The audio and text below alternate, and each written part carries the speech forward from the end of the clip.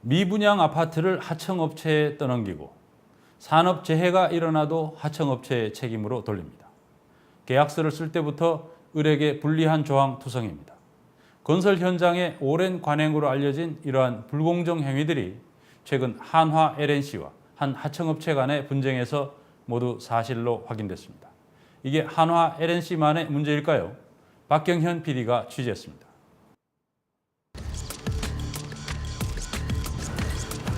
대구의 한 작은 건설자재 업체의 격리 담당 직원인 김 씨.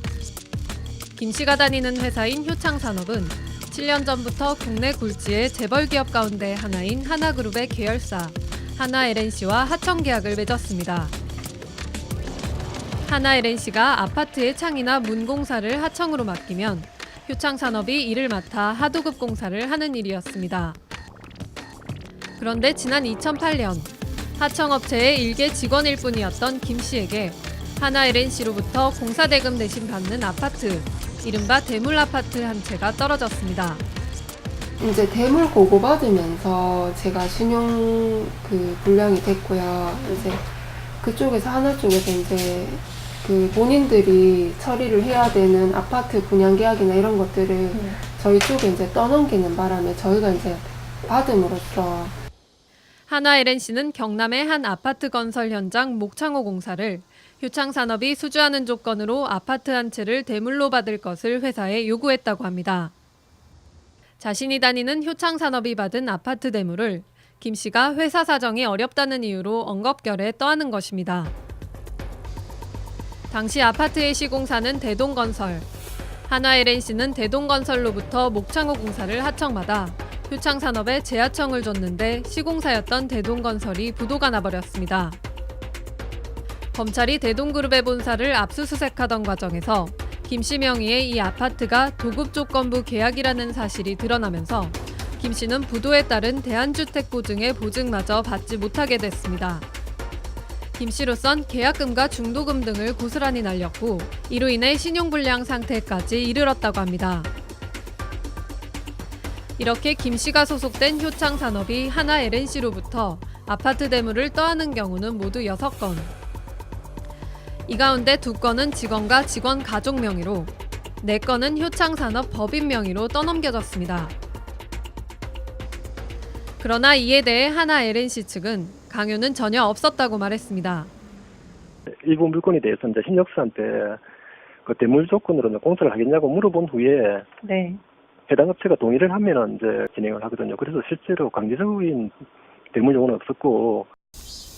그러나 하나 LNC와 거래했던 다른 하도급 업체도 비슷한 아파트 대물 강요를 받았다고 증언했습니다. 대물이라는 게 있어요, 대물. 예, 얘들이 계약을 해놓고 좀 물론 자기들도 건설업체한테 이제 받겠죠. 예, 어쩔 수 없이 일을 하기 위해서. 근데 그거를 자기들이 어떻게 해결을 해야 되는데 저희한테도. 그래서 제가 그것 때문에 너무 힘들었어요. 압박 같은 건 전혀 없었다고 하는데 예. 그런가요? 말도 안 되는 얘기죠. 얘들이 잘하는 말이 하나 건설이 따로 있잖아요. 저기 그룹 내에. 거기 거는 이제 가격이 상당히 좋으니까 거기서 빼서 주겠다, 만들어 주겠다. 효창산업에 따르면 하나 LNC에서 하청을 받아 공사를 진행하는 동안 크고 작은 사고도 일어났지만 하나 LNC는 이를 산업재해가 아닌 공상 처리를 해달라고 요구했다고 말합니다.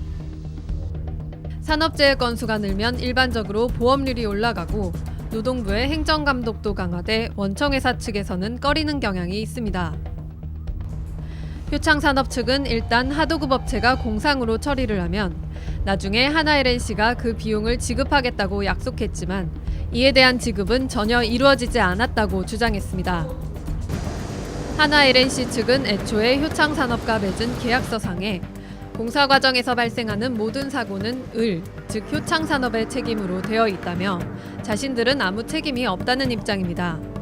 산재 처리가 나거나 그거에 대해서는 그 효창산업이 책임지고 다 처리를 하겠다라고 서로 다 협의를 했고 합의를 해서 계약서상에도 그걸 반영을 했고. 실제로 뉴스타파가 확인한 하나 LNC와 효창산업의 계약서상에도 안전관리에 대한 책임을 을에게 돌리는 조항이 버젓이 있었습니다. 그러나 변호사들은 이러한 계약 자체가 하도급법 위반이라고 지적합니다. 산재 같은 경우가 발생하면은 일단 다 을 책임으로. 근데 그거는 하도급법 위반인데 그 책임을 원청에서 질 책임을 하청업체 전가하면 그 하도급법 위반 행위거든요. 이렇게 하도급법을 위반할 경우가 발생하는 것에 대비하기 위해서였는지 하나LNC는 효창산업 등 다른 하청업체들과 공사계약을 맺지 않고 매매계약서를 썼습니다. 이렇게 원청업체와 하도급업체가 계약을 할 때 실제로는 하도급업체가 아파트 등 건설 현장의 공사를 진행하면서도 원청업체와 공사계약서를 맺는 게 아니라 자재납품용 매매계약을 맺는 일은 비일비재했던 것으로 확인됐습니다. 이렇게 하면 원청업체인 갑은 하도급법에 따르는 각종 책임에서 교묘히 벗어날 수 있습니다. 이제 하도급법을 벗어날 수 있게 되잖아요. 매매계약서니까 공사계약서가 아니니까 하도급법 보면 탈법행위는 또 안 되게 돼 있거든요. 그러니까 그렇게 만든 것 자체가 하도급법을 회피하기 위한 탈법행위라서 하도급법 적용을 받게 되겠죠. 뉴스타파의 취재 결과 하나LNC가 이렇게 공사계약서 대신 매매계약서를 쓰면서 공사면허도 없는 업체들에게 하청을 주고 공사를 책임지도록 한 경우는 수십여 건에 달하는 것으로 드러났습니다. 면허가 없는데도 불구하고 매매 계약서를 위장한 공사를 진행했기 때문에 그래서 제가 벌금을 냈어요. 아파트 대물로 공사 대금을 떠넘기고 산업재해가 나면 모두 을의 책임으로 되어 있는 계약서. 그 계약서마저 정상적인 공사계약서가 아닌 매매계약서를 작성해 공사와 관련된 대부분의 책임을 하도급업체인 을에게 떠넘긴 한 재벌의 계열사. 그러나 갑이 대물을 강요하거나 산재의 책임을 떠넘겨도 하청업체를 실질적으로 보호해줄 수 있는 방법을 찾기는 어려웠습니다. 건설 현장의 오래된 갑을 관계가 하청업체들의 목을 여전히 죄고 있었습니다. 뉴스타파 박경현입니다.